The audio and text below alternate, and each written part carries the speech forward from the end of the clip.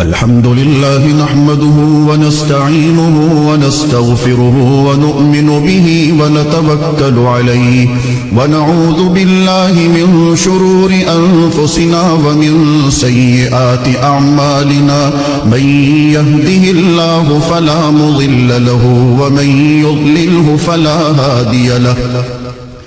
ونشهد أن لا إله إلا الله وحده لا شريك له ونشهد أن سيدنا وسندنا ونبينا ومولانا محمدا عبده ورسوله أرسله بالحق بشيرا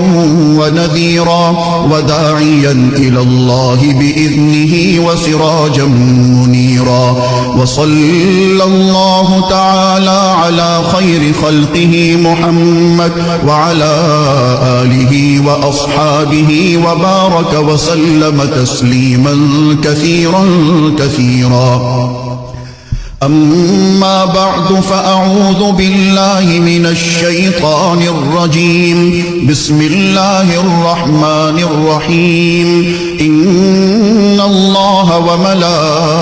وملائكته يصلون على النبي يا أيها الذين آمنوا صلوا عليه وسلموا تسليما اللهم صل على سيدنا محمد وعلى آل سيدنا محمد بعدد من صلى وصام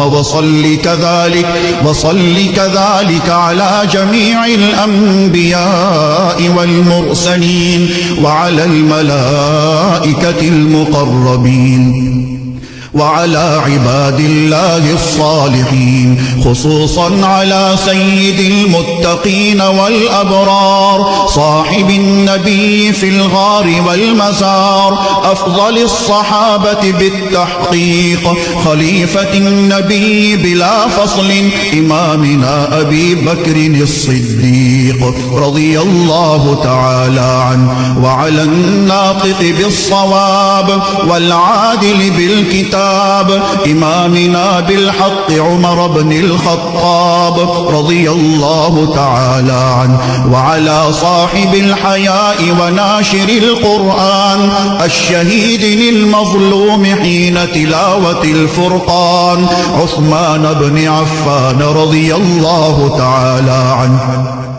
وعلى صاحب السيف والقضاء وناشر العلم والهدى أسد الله الغالب إمامنا علي بن أبي طالب رضي الله تعالى عنه وعلى السيدين السندين السعيدين الشهيدين أبي محمد الحسن وأبي عبد الله الحسين رضي الله تعالى عنهما وعلى سيدات الطاهرات بنات النبي المصطفى وأهل بيته المطهرة رضي الله تعالى عنهن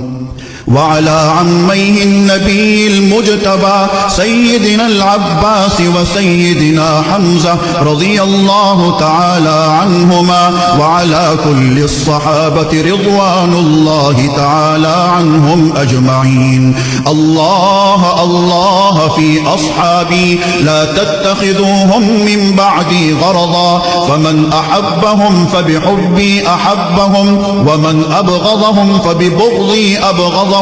وخير أمتي قرني ثم الذين يلونهم ثم الذين يلونهم تعادلوا عباد الله رحمكم الله إن الله يأمر بالعدل والإحسان وإيتاء ذي القربى وينهى عن الفحشاء والمنكر والبغي يعظكم لعلكم تذكرون اذكروا الله العلي العظيم الكريم يذكركم وادعوه يستجب لكم ولذكر الله تعالى أعلى وأولى وأعز وأجل وأتم وأهم وأعظم وأكبر والله يعلم ما تصنعون